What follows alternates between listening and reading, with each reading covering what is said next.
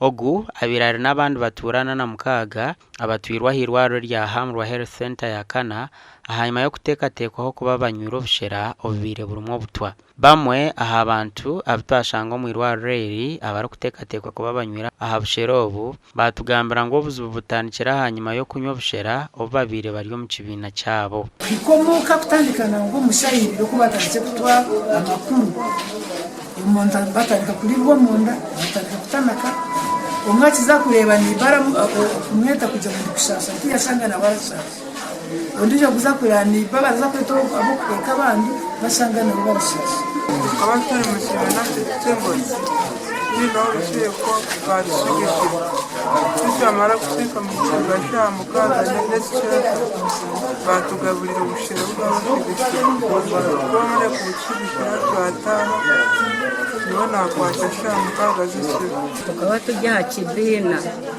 twari tujya kibina baturetero turi kukika baturetero ubushera twabumwe ko twakiriye muka natandika kutana kandi kwirukana natandika kuribwa mu nda. Centenary Gavas omushahari Health Center ya Kana nagira ngo aba bantu barakukiro kutwara omwirwariro eri kandi babire bariyana na mushanju. Ogu yayereka ngo omugenzi twakire afira ari kutwarwa eirwariro erya Kabale Regional Referral Hospital. Afira omuntu omutwaro falinje nyumwe bazo onkondisha chali aitwa mu falinje Kabale na wali ku inakora konkechi kibachujumira abo kujangu ubwire bwinja abantu kunuya ubuyonjo bwawe tibarareba